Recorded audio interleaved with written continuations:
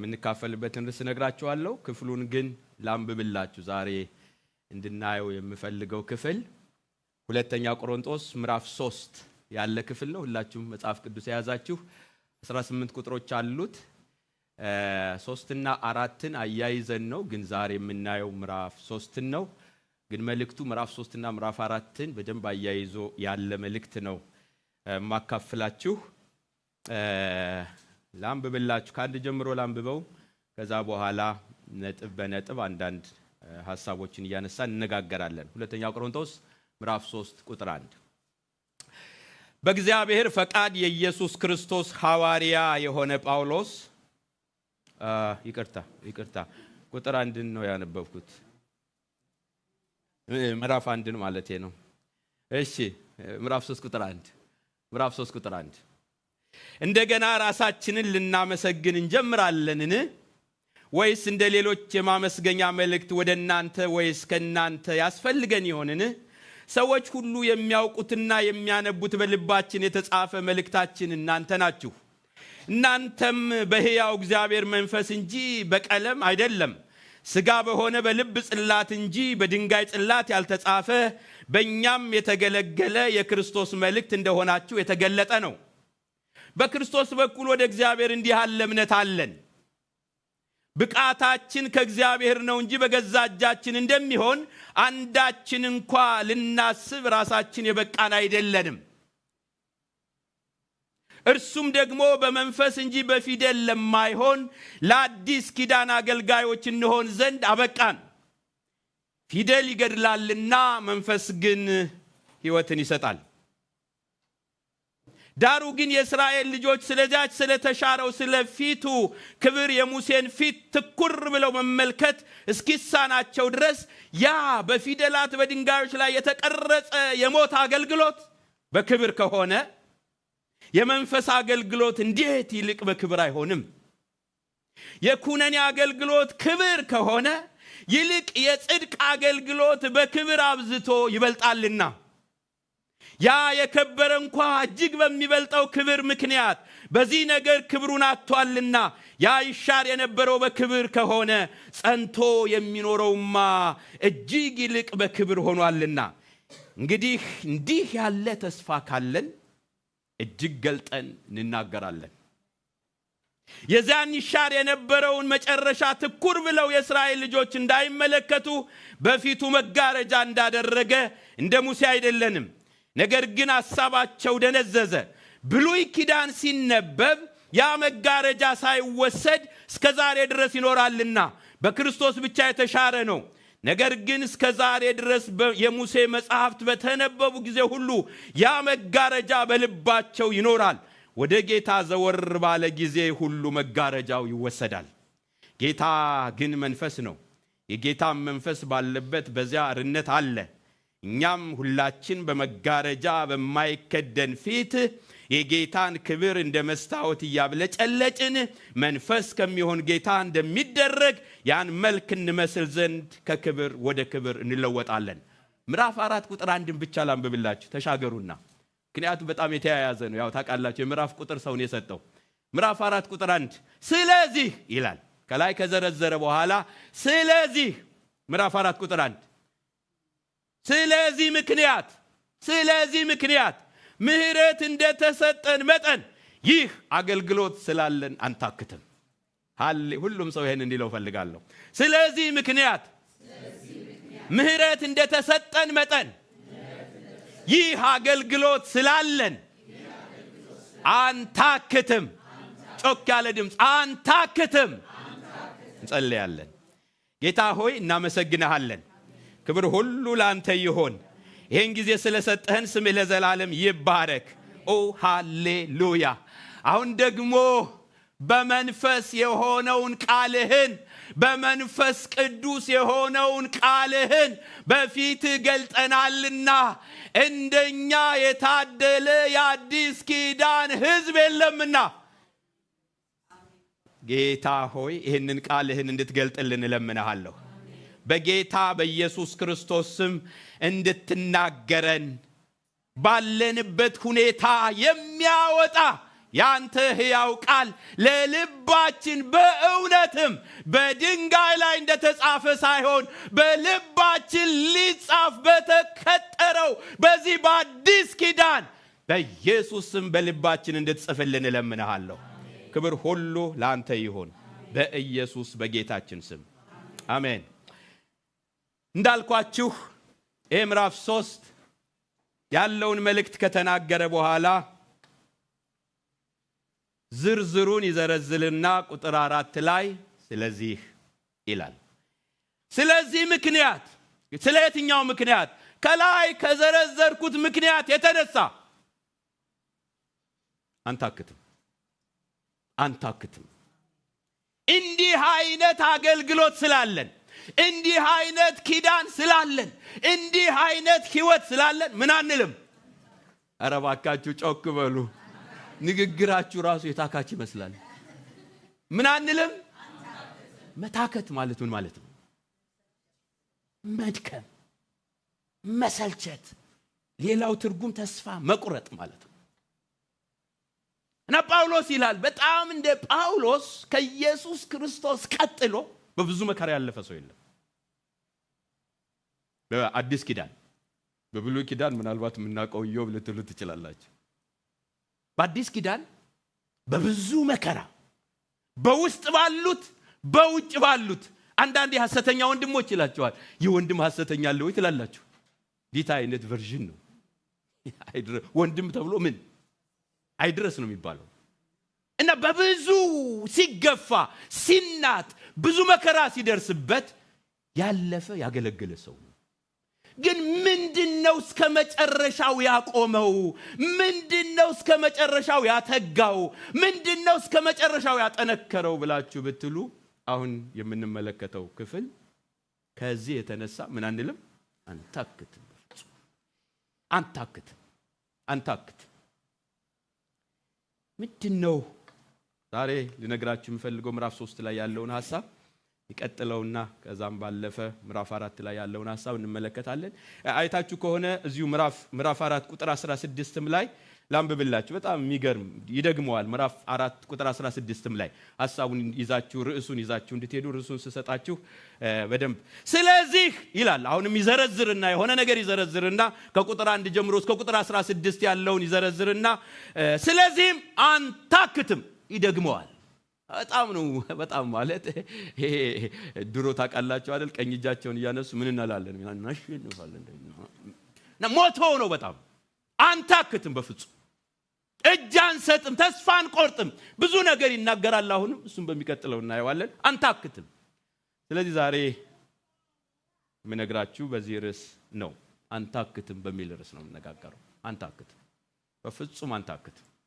የደከመው ሰው ካለ ዛሬ ቁርጡን ይወቅ፣ አዋጁን ያውጅ። አንታክትም፣ በፍጹም በቃ አልታክትም። የገባው ሰው፣ ይሄ እውነት የገባው ሰው፣ የእግዚአብሔር ቃል የገባው ሰው፣ ያለበት ኪዳን የገባው ሰው፣ ያለበት ዘመን የገባው ሰው፣ እግዚአብሔር የገባው ሰው ዛሬ ይሄን እንዲያውጅ እፈልጋለሁ። አልታክትም፣ በፍጹም አልታክትም። ምንድነው ጳውሎስ ማያታክት? ምንድነው? ይህ የምህረት አገልግሎት ስላለን አንታክትም። ምን አይነት አገልግሎት? ምንድን ገብቶ ነው? ምንድነው አልታክትም ያስባለህ ብላችሁ ስትሉ በጣም የምታገኙት ምዕራፍ 3 ላይ የአዲስ ኪዳን አገልጋዮች ስለሆንን አንታክትም ነው የሚለው። የምን ኪዳን? በጣም የሚገርም ኪዳን ያለበት የአዲስ ኪዳን አማኞች፣ የአዲስ ኪዳን ክርስቲያኖች፣ የአዲስ ኪዳን አገልጋዮች ስለሆንን ጠላት ስማ፣ ክፉ ስማ፣ አንታክትም። እኛ የምን ልጆች ነን? የአዲስ ኪዳን ልጆች ነን። ላንብብላችሁ ምዕራፍ 3 ቁጥር 6 ላይ እዚህ ሁለተኛ ቆሮንቶስ ምዕራፍ 3 ቁጥር 6 ላይ እንዲህ ነው የሚለው፣ እርሱም ደግሞ በመንፈስ እንጂ በፊደል ለማይሆን ለአዲስ ኪዳን አገልጋዮች እንሆን ዘንድ አበቃን። ፊደል ይገድላልና መንፈስ ግን ሕይወትን ይሰጣል። ስለዚህ ምን አንልም? አንታክት። አበቃን። በቃ ማለት በጣም ነው የሚገርመው። ማለት እኛ ፈልገን የሆነው ነገር አይደለም፣ ችለን የሆነው ነገር አይደለም፣ አቅም ኑሮን የሆነው ነገር አይደለም። እግዚአብሔር ግን ለዚህ ለአዲስ ኪዳን አገልግሎት አበቃን። ምንድነው የአዲስ ኪዳን አገልግሎት? ምንድነው የአዲስ ኪዳን አገልግሎት? ልዩም ያደርገው ምንድነው? ጳውሎስ የአዲስ ኪዳን አማኝ ስለሆንኩ፣ የአዲስ ኪዳን አገልጋይ ስለሆንኩ፣ የአዲስ ኪዳን አገልግሎት ባለበት ዘመን ስላለው አልታክትም። ምንድነው ልዩ ባህሪው? የሚገርማችሁ እዚህ ምዕራፍ 3 ላይ ሁለቱንም ኪዳኖች ሲጠቅሳቸው ታያላችሁ። ብሉይ ይለዋል፣ ብሉይ ኪዳን ይለዋል፣ አዲስ ኪዳን ይለዋል። እና ያ የብሉይ ኪዳን ሕጉ ሲነገር ሕጉ ይጻፍ የነበረው በምን ላይ ነበር? በድንጋይ ላይ ነበር። በድንጋይ ላይ የተጻፈውን ሕግ እንኳ ይዞ ሙሴ ሲወርድ ማናቸውም በፊቱ መቆም አይችሉም ነበር። ያ አሮጌው ይለዋል። ያ በድንጋይ የተጻፈው ያ ቃል በድንጋይ ላይ የተጻፈበት ዘመን እንደዚህ አይነት ክብር ካለውማ ይሄ ሕግ ግን በሰዎች ልብ ነው የሚጻፈው፣ ውስጠኛው ላይ ነው የሚጻፈው። እንዴት የሚበልጥ ክብር አለበት ይላል። እና እኔ አሁን የማገለግለው አገልግሎት ይላል፣ እኔ የምሰብከው ስብከት አሁን በድንጋይ ላይ የሚጻፍ አይደለም፣ ዘልቆ የሰዎችን ልብ የሚነካ ነው። ስለዚህ ምን አልልም፣ ታክት። ገርም እኮ ነው በጣም አልታክት። እና ምንድነው የአዲስ አገልግሎት የአዲስ ኪዳን አገልግሎት ልዩነት? 3 ነገሮችን ቶሎ ብዬ ልንገራችሁ። እነዚህ 3 ነገሮች የአዲስ ኪዳንን አገልግሎት ልዩ እንደሚያደርጉት በዚህ ክፍል ላይ ታገኛላችሁ። የመጀመሪያው ነገር የአዲስ ኪዳን አገልግሎት፣ የአዲስ ኪዳን ሕይወት፣ የአዲስ ኪዳን ክርስትና ክብር አለበት። ክብር አለበት። በጣም የሚገርም ክብር አለበት ነው የሚለው። ከምታውቁት ከሰማችሁት በሕግ ከተጻፈው የሚበልጥ ክብር፣ ታላቅ ክብር አለበት። ላንብብላችሁ ቁጥር 7 እዛው ምዕራፍ 3 ቁጥር 7 ላይ ዳሩ ግን የእስራኤል ልጆች ስለዛ ስለተሻረው ስለፊቱ ክብር የሙሴን ፊት ትኩር ብለው መመልከት እስኪሳናቸው ድረስ ያ በፊደላት በድንጋዮች ላይ የተቀረጸ የሞት አገልግሎት፣ በድንጋይ ላይ የተጻፈ የሞት አገልግሎት ክብር ከሆነ፣ ፊቱ ላይ የሚታይ የሚያንጸባርቅ ክብር ከሆነ፣ ይልቅ የጽድቅ አገልግሎት በክብር አብዝቶ ይበልጣልና። አንቺ ስላላየሽው፣ አንቺ ስላልደረሽበት፣ አንተ ስላላየኸው፣ አንተ ስላልደረስክበት እንጂ ወስነን ይዘነው እንጂ እኔና እናንተ ያለንበት የአዲስ ኪዳን አገልግሎት የሚበልጥ ምን አለበት ነው የሚለን? ክብር አለበት። ክብር አለበት። በክብር አብዝቶ ይበልጣልና ያ የከበረ እንኳ እጅግ በሚበልጠው ክብር ምክንያት በዚህ ነገር ክብሩን አጥቷልና፣ ያ ይሻር የነበረው በክብር ከሆነ ጸንቶ የሚኖረውማ እጅግ በክብር ሆኗል። እንግዲህ ይላል ቁጥር 12 እንግዲህ እንዲህ ያለ ተስፋ ካለን እጅግ ገልጠን እንናገራለን እንጂ ምን አንልም፣ አንታክትም። እንዲህ አይነት ክብር እያለ ክብር ያለበት ቃል፣ ክብር ያለበት የእግዚአብሔር ነገር ይዘን አንታክትም። ገልጠን እንደውም እንናገራለን። ያልበራላቸው እንዲበራላቸው፣ ያልደረሱበት እንዲደርሱ በፍጹም ገልጠን እንናገራለን። ትዝ ይላችኋል ዮሐንስ ወንጌል ምዕራፍ 1 ቁጥር 14 ላይ ስለ ጌታ ኢየሱስ ክርስቶስ ቃልም ሥጋ ሆነ ይልና ጸጋንና እውነትን ተሞልቶ በእኛ አደረ፣ አንድ ልጁም ከአባቱ ዘንድ እንዳለው ክብር የሆነውን ክብሩን አየን። ማንም አይቶት የማያውቀው ክብር የተገለጠው በናዝሬቱ ጌታ በኢየሱስ ነው።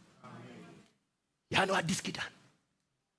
ያ የተገለጠው የእግዚአብሔር ክብር፣ ያ የተገለጠው ተሰውሮ ለዘመናት የነበረው ክብር ጸጋንና እውነትን ተሞልቶ የታደረ ይለናል።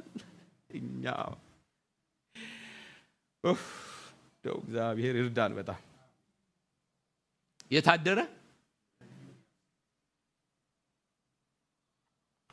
እና የቆላስያስ ጳውሎስ ላይ ሲናገር ቆላስያስ ምዕራፍ 1 ቁጥር 25 ላይ ስለናንተ እንደተሰጠኝ እንደ እግዚአብሔር መጋቢነት የእግዚአብሔርን ቃል ፈጽሜ እንድሰብክ እኔ የቤተ ክርስቲያን አገልጋይ ሆንኩ። ይህም ቃል ከዘላለምና ከትውልዶች ጀምሮ ተሰውሮ የነበረ ምስጢር ነው። አሁን ግን ለቅዱሳን ተገልጧል።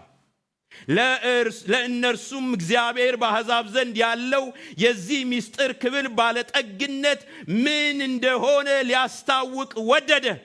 ምስጢሩም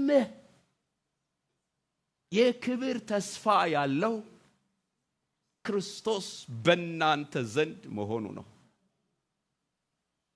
ድሮ እኮ ሩቅ ነበር። ያንን እግዚአብሔርን ለመገናኘት ሩቅ ነው የሚሄዱት። ሩቅ ነው በጣም። ያንን ክብር ለማየት ሩቅ ነው በጣም። አሁን ግን ይሄ ክብር ተገለጠ። ይሄ መገለጥ ብቻ አይደለም፣ በጣም የሚገርመው ምስጢር ይሄ የክብር ተስፋ ያለው ይሄ የከበረ ታላቅ የሆነ ጌታ በእናንተ ውስጥ መኖሩ እና ጳውሎስ በጣም እየተደነቀ በፍጹም ከደረሰብኝ ከሆነብኝ ከሚያደክመኝ በላይ ሳየው የማያታክተኝ የእግዚአብሔር ክብር አለ። በቃ ሳየው ሲገባኝ ሳሰላስለው ሁሌ የምደነቅበት የሚያበረታኝ የእግዚአብሔር ክብር ከኔ ጋር አለ። ስለዚህ ምን አልልም ታክት የአዲስ ኪዳን ሕይወት የአዲስ ኪዳን አገልግሎት ክብሩ የኢየሱስ ክርስቶስ ከኛ ጋር መሆኑ ከያንዳንዳችን ጋር ድሮ እኮ እንዳልኳችሁ በስንት ልመና ተለምኖ የእግዚአብሔር ክብር ሲገለጥ በስንት ልመና ለተወሰኑ ሰዎች በስንት ልመና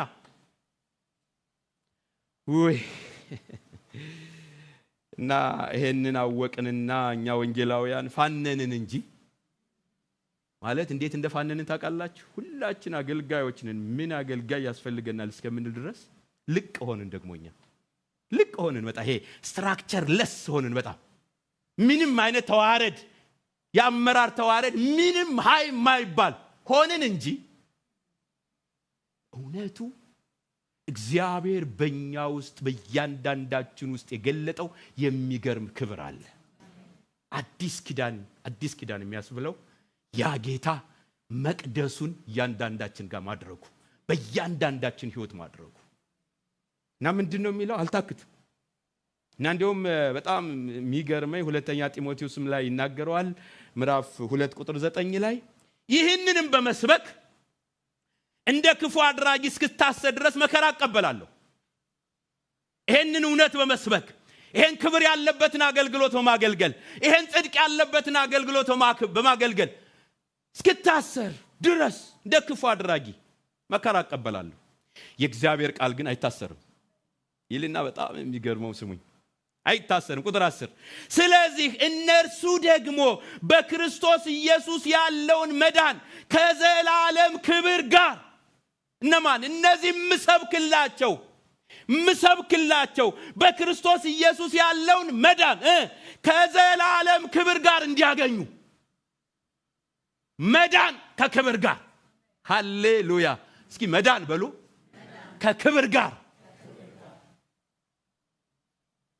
ከክብር ጋር እንዲያገኙ ስለተመረጡት በነገር ሁሉ እጸናለሁ እንጂ አልታክትም። ምክንያቱም ይሄ ወንጌል የወደቀውን አንስቶ የሚያከብር ነው። የሞተውን ሕይወት ሰጥቶ የሚያድን ነው፣ የሚለውጥ ነው። ክብር ያለበት አገልግሎት ነው። መከራ ብቀበልበት ብሰደብበት ብሰደድበት ከዛ የሚያልፍ ክብር ያለበት ነው። ዲዘርቭ ያደርጋል። አልታክትም። ስለ እነርሱ በነገር ሁሉ ጸናለሁ እንጂ አልታክትም። ተጋለሁ አልታክትም። ፋለማለሁ አልታክትም። ምክንያቱም ይሄ በክርስቶስ ኢየሱስ ከመዳን ጋር ክብር ያለበት አገልግሎት ነው። እህቴ በጣም ያለንበት ህይወት ቢገባን፣ ያለንበት አገልግሎት ቢገባን ዝም ብለን ውን የምንል ሰዎች እንዳይመስላችሁ። አንዳንዶቻችሁ ለአገልግሎት ብትለመኑም እንኳን ይሄ ክብር ቢገባችሁ፣ ይሄ አገልግሎት ቢገባችሁ፣ ያላችሁበት ኪዳን ቢገባችሁ፣ አዲሱ ኪዳን ቢገባችሁ እንዴት መታደል ነው። እንዳልኳችሁ ድሮ እኮ አገልጋይ የሚሆኑት የተወሰነ ከ12 አንድ ነገድ ብቻ እኮ ነው። ሌዊ እኮ ነው። በእግዚአብሔር ፊት መቅረብ የሚችል እርሱ እኮ ነው። ካህኑ ከነርሱ እኮ ነው። ዛሬ ግን ሁላችን ወደ ቅድስተ ቅዱሳኑ ይዞን በገባው በኢየሱስ መግባት ቻልን። ማደሪያው ለዘላለም ይባረክ። ገባን። ይሄ ጠፍቶን በዚህ ዘመን ደግሞ አንድ የሆነ ያለ እግዚአብሔርን በነከሌ በኩል የምናገኘው ይመስል ራሳችንን ጥለን፣ መክሊታችንን ጥለን፣ ስታተሳችንን ጥለን ሰዎችን እያሳደርን እንገኛለን። እግዚአብሔር ምህረት ያድርግልን። በእውነት በጣም አንቺ ሰተት ብለሽ የምትገቢበት ክብር ተሰጥቶሻል። አይገርምም? ክብር ተሰጥቶሻል። አንተ ሰተት ብለህ የምትገባበት ክብር ተሰጥቶሃል። ጸጋ ያስፈልግም እያልኳቸው አይደለም።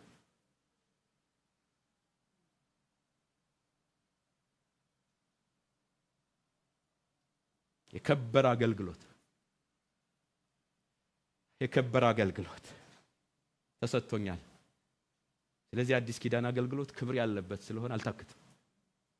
ባሮጌው እንዳለሁ አድካሚ አሰልቺ ሁሌ ሙሴን ጠብቄ ሁሌ እግዚአብሔርን ድምጽ ከሙሴ አሁን ግን እግዚአብሔር ባፌም ባጠገቤም ሆኖ ቀርቦ በልቤም ሆኖ ቀርቦ በልቤ ጽላት ላይ ሕጉን እየጻፈ ሙሴ ድንጋይ ይዘህና አሰብረውት። መጀመሪያ እሱ ነበር የሰጠው ድንጋይ። አሁን ግን ድንጋይ ይዘህና እና በእጄ ጽፍበታለሁ። ስለዚህ እግዚአብሔርን ሕግ ለማግኘት የግድ እዛ ተራራ ላይ 40 ቀን ጾሞ ጸልዮ በጣም በአግባቡ ብንጠቀምበት አሁን ያለንበት ክብር የሚገርም ነው። በጣም የሚገርም ነው። ስለዚህ አልታክትም። ለምን? የአዲስ ኪዳን አገልግሎት፣ አሁን ያለሁበት አገልግሎት ህይወት ክብር አለበት። ሁለተኛው አልታክትም። ለምን ነው የማትታክተው? ለምንድን ነው የማትታክተው?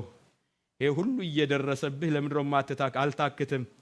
የአዲስ ኪዳን አገልግሎት አሁን ያለሁበት ህይወት መንፈስ ቅዱስ አለበት። መንፈስ አለበት። በጣም የሚገርም መንፈስ፣ የእግዚአብሔር መንፈስ፣ ቅዱስ መንፈስ። ስለዚህ አዝናለሁ፣ አንዳንዴ ሰበራለሁ፣ አንዳንዴ እደክማለሁ፣ አንዳንዴ የሚገጥመኝ ነገር አንዳንዴ ይፈትነኛል። ግን አጠገቤ ያለ በውስጤ ያለ ዓለም የማያውቀው የሚያጸናኝ፣ የሚያጽናናኝ፣ የሚረዳኝ መንፈስ አለ። ስለዚህ ምን አልልም? አልታክትም። ላንብብላችሁ ቁጥር 6 እርሱም ደግሞ በመንፈስ እንጂ በፊደል ለማይሆን፣ ሃሌሉያ፣ በመንፈስ እንጂ በፊደል ለማይሆን ለአዲስ ኪዳን አገልጋዮች እንሆን ዘንድ አበቃን። ፊደል ይገድላልና መንፈስ ግን ሕይወትን ይሰጣል። አሁን የኔ እኮ አገልግሎት በፊደል አይደለም። ይሄ ማለት በሕግ አይደለም፣ አድርግ አታድርግ በሚል አይደለም። የሚያስደርግ መንፈስ በውስጣችን አለ። የሚረዳ መንፈስ በውስጣችን አለ። ብቃት የሚሰጥ መንፈስ በውስጣችን አለ። አልታክትም። ቁጥር 17 ቁጥር 8 የመንፈስ አገልግሎት እንዴት ይልቅ በክብር አይሆንም? የምን አገልግሎት? ብዙ የምንጠቅሳቸው የብሉይ ኪዳን አስደናቂ እግዚአብሔር ሰዎች እግዚአብሔርን አገልግለው አልፈዋል። ዛሬ ያነበብን የምንጽናናባቸው፣ ያነበብን የምንታመንበትን የእግዚአብሔር ቃል በሕይወታቸው ያሳለፈ በጣም ትላልቅ ጀግኖች አሉ በሕግ ዘመን እነሱ እንዲህ አይነት ብቃት ይዘው እንዲኖሩ ከተረዱ እግዚአብሔር ካገዛቸው እኛማ መንፈሱ በእኛ ውስጥ ሆኖ እስኪ አስቢ እህቴ መንፈሱ ባንቺ ውስጥ ሆኖ መንፈሱ ባንተ ውስጥ ሆኖ እንዴት የሚበልጥ ክብር የለውም።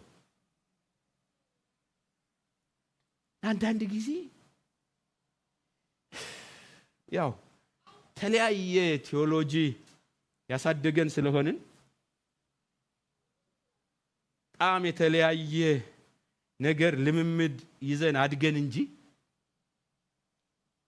የተሰጠን የእግዚአብሔር ባጀት እኮ ከሥላሴ አንዱ የሆነው መንፈስ ቅዱስ ነው። መንፈስ ቅዱስ ይሄ የእግዚአብሔር መንፈስ ያለበት ክርስትና የሥላሴ አካል በአካል በእኛ መካከል በልባችን በውስጣችን ሞልቶ የሚያኖረን የሚረዳን የእግዚአብሔር መንፈስ ባለበት ዘመን ቁጥር 17 እንዲህ ይላል ጌታ ግን መንፈስ ነው። የጌታ መንፈስ ባለበት በዚያ ምን አለ? ነፃነት፣ አርነት። በጣም ነፃ የሚያደርግ ውስጣችሁን የሚፈታ እስራትን የሚበጣጥስ በነፃነት ልንኖር ክርስቶስ ነፃ እንዳወጣን የሚያኖር መንፈስ አለበት። ስለዚህ ምን አልልም አልታክት የጌታ መንፈስ ያለበት ህይወት ስለሆነ መንፈስ ቅዱስ ያለ ትዝ ይላችኋል። ጌታ ኢየሱስ ክርስቶስ ደጋግሞ የተናገረው ዮሐንስ ወንጌል ምዕራፍ 14 እና ምዕራፍ 16 ላይ ምዕራፍ 14 ቁጥር 17 እና ምዕራፍ 16 ቁጥር 7 ላንብብላችሁ። እርሱም ዓለም የማያየው ምዕራፍ 14 ቁጥር 17 የማያየውና የማያውቀው ስለሆነ ሊቀበለው የማይቻለው የእውነት መንፈስ ነው። ነገር ግን ከናንተ ዘንድ ስለሚኖር በውስጣችሁም ስለሚሆን እናንተ ታውቁታላችሁ። ዓለም አያውቀው። ይገርማል እኮ በጣም እኩል ነው የምንንቀሳቀሰው፣ እኩል ነው ከዓለም ጋር ምንበላው፣ ምንሰራው፣ ምንወጣው፣ ምንገባው። ስንተያይም እኩል ነው። በቃ ምናልባት የሜካፕ ልዩነት የፀጉር ልዩነት ካልሆነ በስ እኩል ነው ምንወጣው፣ ምንገባው። ግን ውስጣችን ያለ ልዩነት የሚፈጥር መንፈስ አለ። that is the only difference you have። ያለን ልዩነታችን እሱ ነው። ግን እሱን እናውቀዋለን ወይ? እንዲህ ነው የሚለን በእናንተ ስለሚኖር በውስጣችሁም ስለሚሆን እናንተ ታውቁታላችሁ። ምኑን ነው የምናውቀው መሰላችሁ? ጥቅሙን ማለቱ ነው፣ ስራውን ማለቱ ነው፣ አገልግሎቱን ማለቱ ነው፣ አመራሩን ማለቱ ነው፣ ይሄ የመንፈሱን ባህሪ ማለቱ ነው። ታውቁታላችሁ። ችግሩን እናውቀዋለን ወይ? አዲስ ኪዳን ግን እንዲህ ነው የፈቀደልን፣ እንዲህ ነው ያደረገን።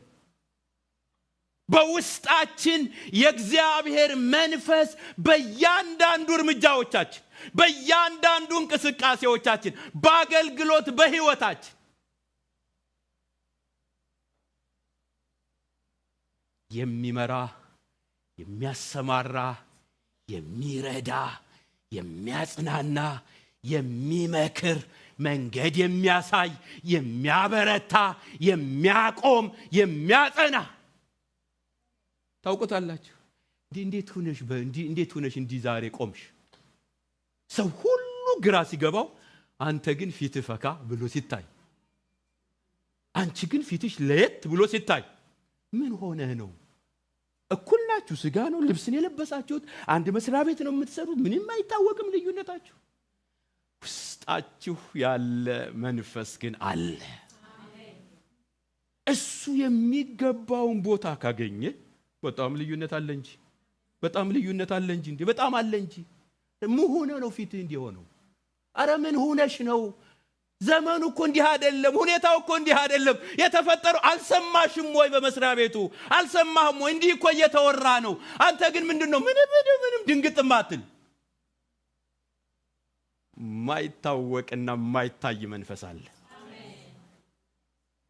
ስለዚህ እኔ አልታክትም።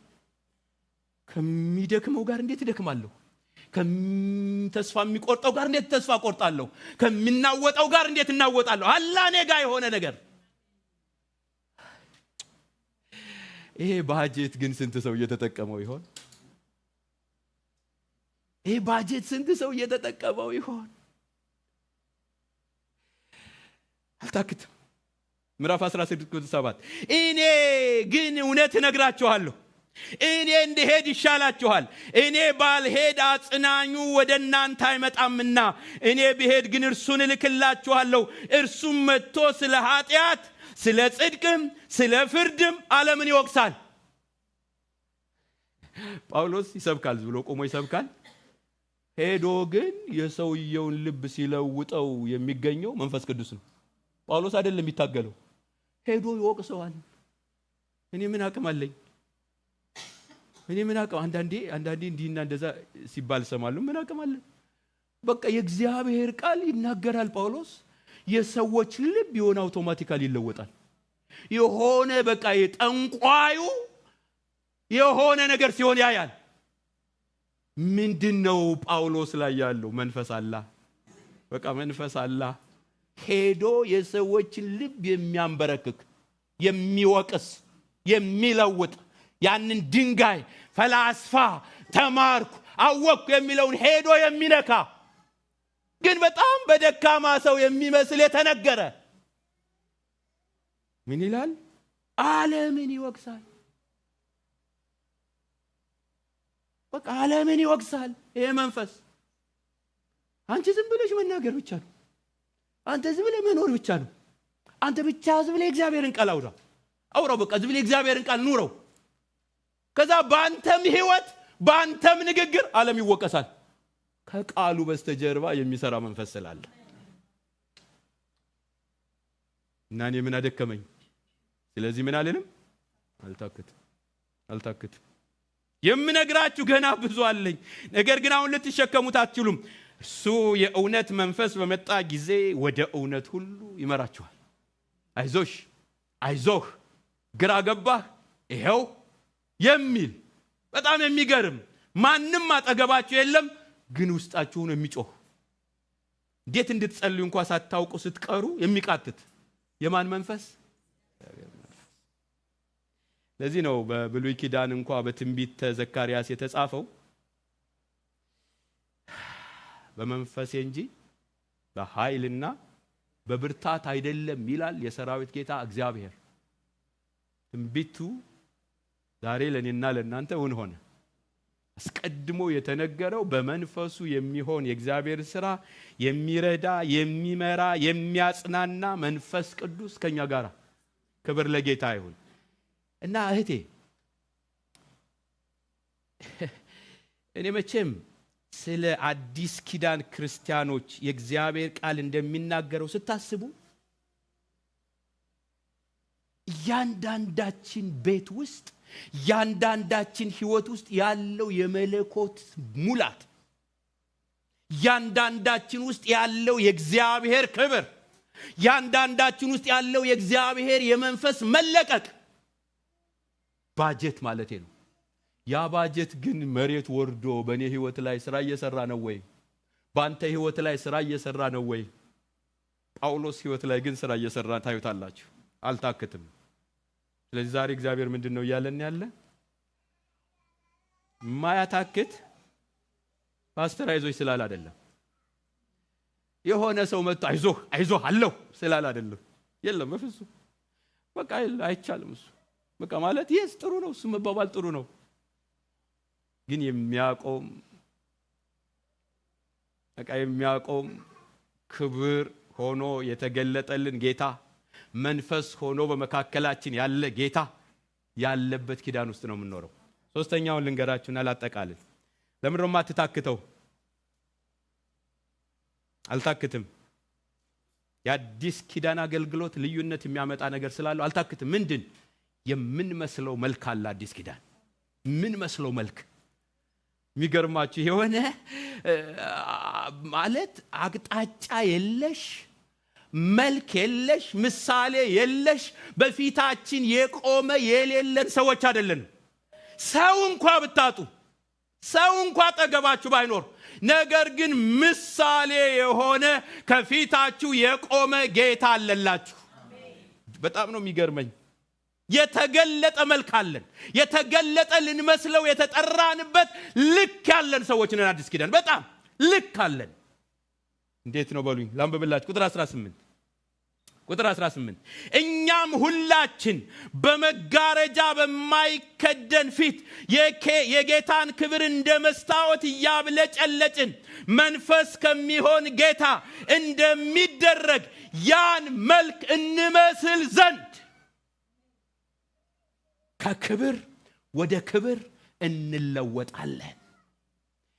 ይሁላችሁ በጣም ብዙ ጊዜ የእግዚአብሔር ቃል ሲወቅሰን፣ ሲገስጸን፣ ሲመክረን፣ ሁሌ ወደ ንስሐ ሲመልሰን እግዚአብሔር በእኛ ማልቀስ ደስ እያለው ይመስላችኋል? አንዳንድ ሰዎች እንዲህ ያስባሉ። እኔ ሁል ጊዜ ለምንድን ነው ሁሌ ንስሐ ግቡ የምትሉን ለምንድን ነው ይላሉ። ሁሌ ለምንድን ነው? አንዳንድ ያዘልሉን እንጂ። በጣም መዝለል በጣም መልካም፣ እውነትም መዝለል አለብን። ግን ለምን ሁሌ ንስሐ መግባት እንዳለብን ታውቃላችሁ? ልካችን ኢየሱስ ስለሆነ ነው። እዛ ጋር ደርሰን ነው የመጨረሻው ሙላት ላይ የምንደርሰው። የመጨረሻው ልካችን ኢየሱስ የምንመስለው ኢየሱስ ነው ልካችን። እሺ እዛ ላይ ደርሳችሁ ከሆነ ዝም ብላችሁ ዝለሉ። ንስሐ ተውና በቃ ንስሐ ቆሙና ዝለሉ ዝም ብላችሁ። አያችሁ ክብር አለ። የስ ከክብር ወደ ክብር እንለወጣለን። ለወዴት? የት ለመድረስ? ፓስተር ከሌለ ለመምሰል፣ ነብይ ከሌለ ለመምሰል፣ አባብ እንተና ለመምሰል። እሱ ጋርማ ባንዴ ነው የምትደርሱበት። ባንዴ ነው የምትደርሱበት። ፓስተሩ ጋር ባንዴ ትደርሳላችሁ። ልንገራችሁ፣ በአንድ ሳምንት ምናምን ከተዘጋጃችሁ ትደርሳላችሁ። የአንድ ሳምንት ጊዜ ግን እሰጣችኋለሁ አድቫንስ።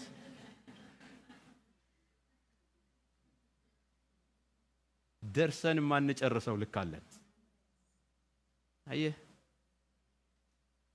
ለዚህ ነው ሁሌ ማልቀስ ያለብን። ለዚህ ነው ሁሌ ስጋችንን መጎሸም ያለብን። ለዚህ ነው ሁሌ መጣር ያለብን፣ መታገል ያለብን። እንታገላለን። ይሄ ስጋ ስላለ፣ ይሄ ዓለም ስላለ እንታገላለን። ምክንያቱም አሁን ያለንበት ክብር እንኳን ቢሆን ከዚህ የሚበልጥ ሌላ ክብር አለው፣ ሌላ መልክ አለው፣ ሌላ ደረጃ አለው እና ከዚያንን መልክ እንመስል ዘንድ ከክብር ወደ ክብር እንለወጣለን። ለዚህ ነው ሁሌ ለውጠኝ ለውጠኝ የምንዘምረው። የግድ ነው እሱ። በቃ የግድ ነው። በቃ እኔ አንዳንዶቻችሁን ተስፋ አስቆርጣቸዋለሁ። እንቀጥላለን ገና የንስሐ ስብከት እየሰበክን። የግድ ነው የምንቀጥለው። የግድ ነው የምንቀጥለው። ግራጁዌሽን የለማ። ግራጁዌሽን ከክብር ወደ ክብር ተለውጠን ያን መልክ ስንመስል ነው። ያ መልክ ደግሞ የምንመስለው አንድ ቀን ያኛው ጌታ ሲመጣ ይሄንን አሮጌ አውልቆ የራሱን መልክ ለአንዴና ለመጨረሻ ሲያለብሰን ያኔ ነው የምናቆመው ስብከት። የንስሐ ስብከት ያኔ ነው የምናቆመው። እናቆማለን። በቃ እናቆማለን። እስከዛ ግን ጠብቁ። ጠብቁ። አንታክትም። ያን መልክ እስክንመስል ድረስ አንታክትም። ምን እንዳቆማችሁ አላቅም። እናንተን ማን ነው ቁሙስ ያላችሁ? ጉዞ ለምን አቆማችሁ? መለወጥ ለምን አቆማችሁ? እድገት ለምን አቆማችሁ? ግራጁዌት ለምን አደረጋችሁ? ማን የነገራችሁ? የት ነው የተጻፈላችሁ?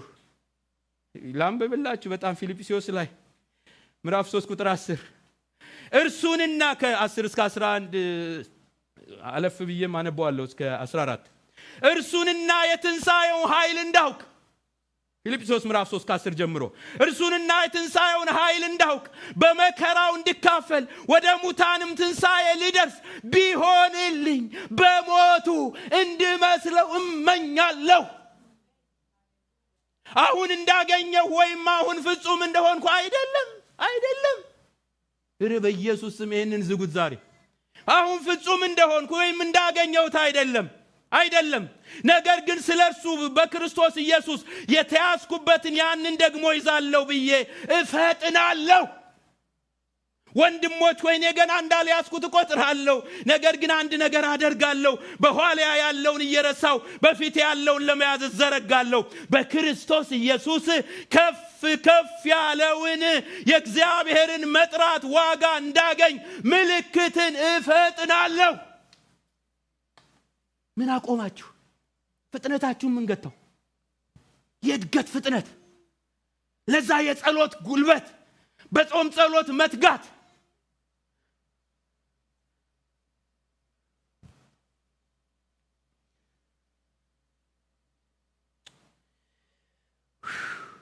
ምን አቆማችሁ? ምን መስለው? ልካችን አንድ ነው። አንድ ነው ልካችን፣ መዳረሻችን አንድ ነው። ምን መስለው መልክ አለ።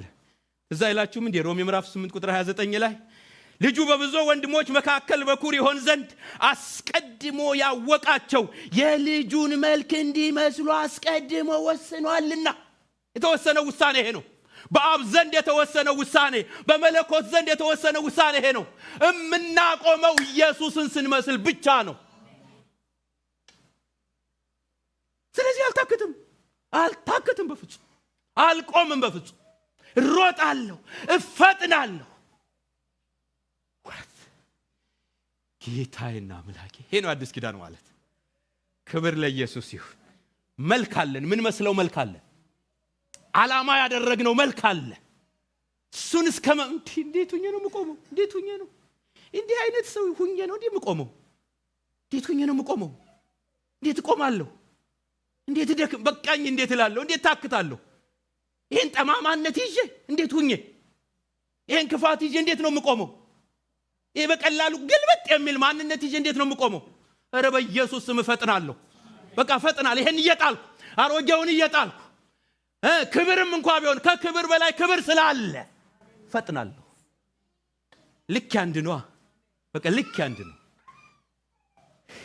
ልኬ የኤጂቢሲ አባላት አይደሉም፣ አገልጋዮች አይደሉም።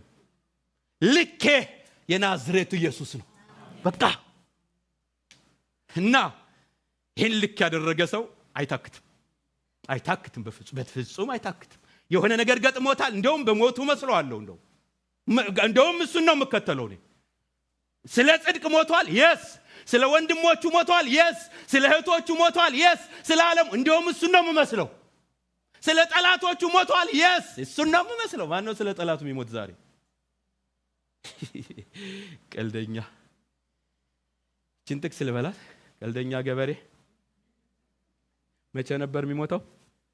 በስ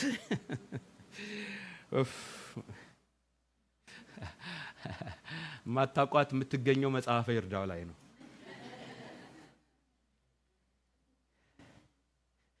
ፈጥናለሁ፣ ዘረጋለሁ።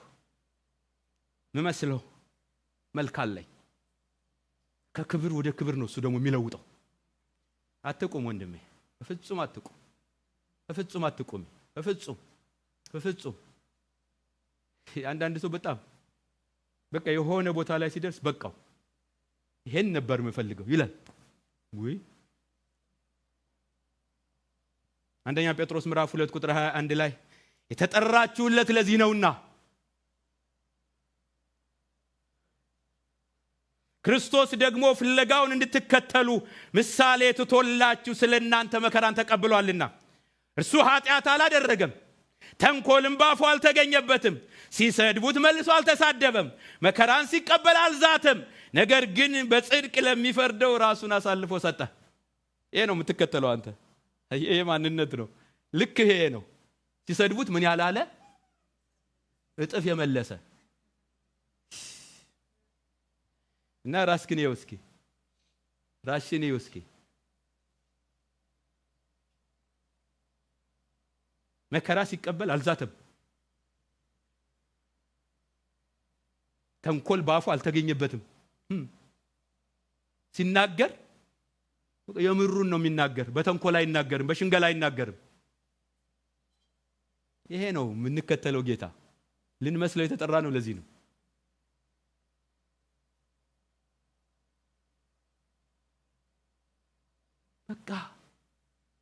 ጽድቅ እሱ አለ ብሎ ራሱን የሚሰጥ የሚፈርድ እሱ አለ፣ የሚያይ እሱ አለ፣ መልስ የሚሰጥ እሱ አለ፣ የሚሟገት እሱ አለ፣ የሚዋጋ እሱ አለ የሚል ሰይፉን በሰገባው የከተተ ጌታ ስሙ ለዘላለም ይባረክ።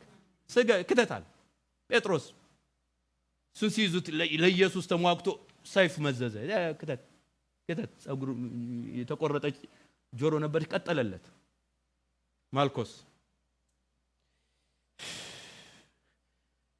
ውጊያዬ ጌታ ይዋጋል፣ ጦርነቴን ጌታ ይዋጋል፣ መልስ ይመልስልኛል፣ ፍርድ እሱ ይሰጠኛል፣ እኔ ግን ህይወትን እቀጥላለሁ የሚል ማንነት ልጆች ከሆንን ይላል ሮሜ ምዕራፍ 8 ቁጥር 17 ልጆች ከሆንን ወራሾች ደግሞ ነን ማለት ይልና የእግዚአብሔር ወራሾች ነን።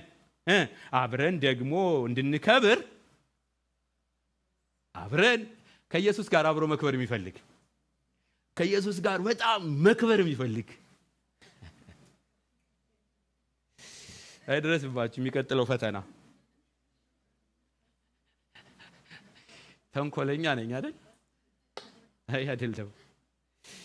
ከኢየሱስ ጋር አብረን እንድንከብር መከራ ብንቀበል ከክርስቶስ ጋር አብረን ወራሾች ነን። ክብሩን ፈልጎ መከራውን ጥሎ አይቻልም። ክብሩን ፈልጎ ነቀፌታውን ጥሎ አይቻልም። እና ከኢየሱስ ጋር አብረን እንድንከብር በኢየሱስም መከራ ሲደርስብን አብረን ቀበላለሁ፣ ነቀፌታ ቀበላለሁ፣ ስድብ እቀበላለሁ። ብቻ ስለማን ይሁን እንጂ ስለ ኢየሱስ ይሁን እንጂ ያ ሰው ነው አብሮ የሚከብረው። እና የአዲስ ኪዳን አገልግሎት በጣም ቀጥ ያለ መስመር የሄደ ምሳሌ አለን። በቃ ሞዴል አለን፣ አንድ የሆነ ሞዴል። ለዚህ ነው ለምንድን ነው ሽንጉርጉር ምን ሆነው የሚባለው? ሽንጉርጉር ልንሆን አንችልም። ምንከተለው አንድ ጌታ ከሆነ የግድ ነው አንድ ምን ሆነው። ለዚህ ነው አንድ ነፍስ ነበራቸው፣ አንድ መንፈስ፣ አንዲት ሐሳብ፣ አንዲት ልብ ነበራቸው ሲባል አንድ ያደረጋቸው የሚከተሉት አንድ ጌታ ስላላቸው። ለምንድን ነው እኛ ሽንጉርጉር ይሆን ነው? ንገሩኛ፣ ለምንድን ነው? ልካችን የተለያየ ነው። አንድ ሜትር የትም ቦታ ወሰዱት 1 ሜትር ነው። ይሰማል ወይ? 50 ኪሎ የትም ቦታ መዝኑት 50 ኪሎ ነው አይደለም? ኢትዮጵያ ብትወስዱት 50 ኪሎ ነው? 50 ኪሎ አይደለም። አሜሪካ ምጡት 50 ኪሎ ነው። በቃ በኪሎ ከሆነ የመዘናችሁት 50 ኪሎ የትም ቦታ 50 ኪሎ ነው። 1 ሜትር የትም ቦታ 1 ሜትር ነው። አንድ ነው። በቃ ልኩ አንድ ነው። እና እኛስ አንድ ጌታ ከሆነ ምንከተለው? ልካችን አንድ ጌታ ከሆነ ለምንድን ነው ባህሪያችን የተሽጎረጎረው? በኢየሱስ ምን ነካና አትሉም እንዴ? ማንን እየመሰልን ነው ማለት ነው? ብዙ መለኪያዎች አሉን። የአገልጋይነት መለኪያ፣ የዘማሪነት መለኪያ፣ የሰባኪነት መለኪያ ምናምን ብለን ዘርዝረን ኧረ በኢየሱስ ስም ጥቅሉ ይሁን አንድ ይሁን መለኪያችን። በቃ አንድ ከሆነ በቃ ስለ ኢየሱስ ብቻ ነው። ስለዚህ እሱ ደግሞ በቃሉ በቃ ምንም መልኩ አንድ ነው።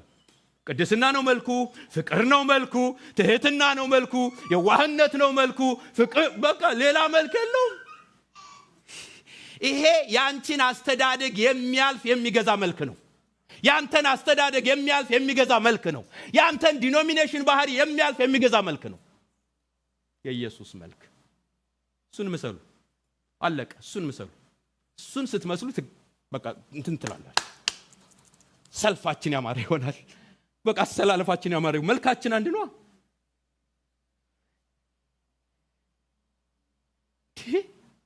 ኧረ በኢየሱስ የዥንጉርጉር መንፈስ አጠርጉትም እንዴ?